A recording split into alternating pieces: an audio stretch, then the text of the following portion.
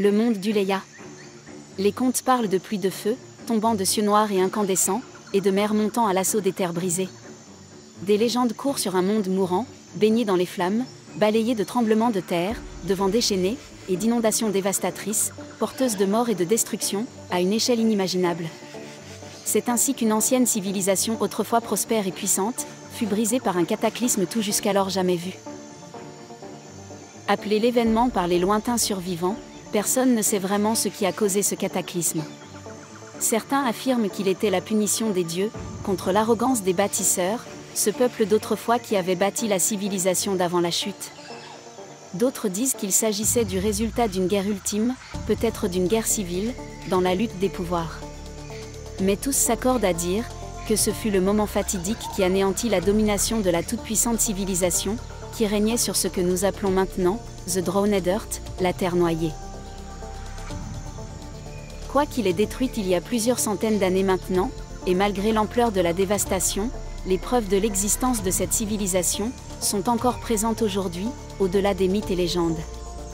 Et ces énigmatiques reliques laissées par les bâtisseurs gisent cachées sous terre çà et là. Les vestiges de leur savoir parsèment les forêts humides et les montagnes, attendant d'être redécouvertes, et attisent toutes les convoitises. The Drowned Earth est un monde de forêts tropicales, de lagons, de marais et d'archipels indénombrables. L'intérieur des terres des plus grandes îles est balayé par des moussons, et parcouru de violents torrents, et sont recouvertes d'une épaisse végétation. Ces jungles et ces marécages sont des endroits périlleux à traverser, même pour un aventurier chevronné. L'eau y est omniprésente. Mais pas seulement.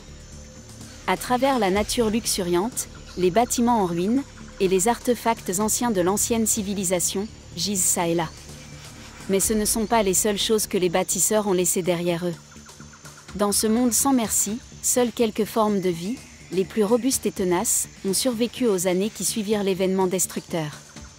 Et parmi elles, les plus fortes étaient souvent issues d'espèces créées dans les laboratoires des bâtisseurs, autrefois toujours en quête d'armes puissantes. C'est ainsi notamment que d'immenses reptiles prédateurs arpentent les forêts, leurs cris résonnant durant la nuit, comme un rappel des dangers, qui rôdent constamment autour de la sécurité relative des campements et autres, de ceux qui luttent pour leur survie. Les populations sont aussi un legs de la civilisation d'avant la chute. Des formes de vie, non humaines, créées par les scientifiques d'avant la chute, coexistent avec les descendants des bâtisseurs, formant des communautés dynamiques et très hétérogènes ou parfois conflictuelles. L'origine de ces espèces est un secret méconnu, et la plupart des gens se préoccupent davantage des nécessités quotidiennes, dans une quête perpétuelle de survie ou de suprématie, que de l'origine de son voisin, combien même certaines histoires circulent dans la bouche des plus curieux. Aujourd'hui, après des centaines d'années d'une âpre survie, dans un environnement incroyablement hostile, un semblant de civilisation renaît. Les gens se sont, pour la plupart, établis et cultivent le peu de terres disponibles qui ne sont pas sous les eaux. Des cités commencent à émerger. Des découvertes scientifiques sont faites, les échanges et le commerce sont devenus courants, tandis que les gens cherchent à améliorer leur quotidien et garantir leur sécurité dans un monde sans pitié.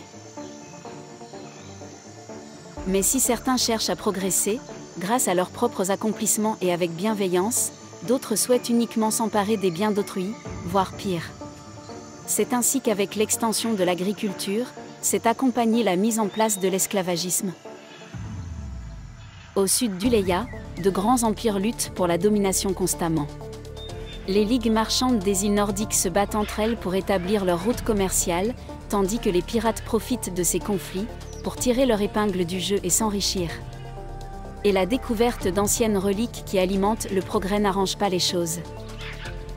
C'est ainsi que des groupes d'aventuriers courageux, de voleurs, de chasseurs de primes et d'explorateurs en tout genre, parcourent les étendues sauvages, à la recherche d'artefacts puissants et de connaissances scientifiques qui feront leur richesse, leur gloire ou leur suprématie, armes destructrices, archives précieuses, ustensiles avancés ou machines pensantes exotiques, sont autant d'artefacts de l'ancienne civilisation convoitée.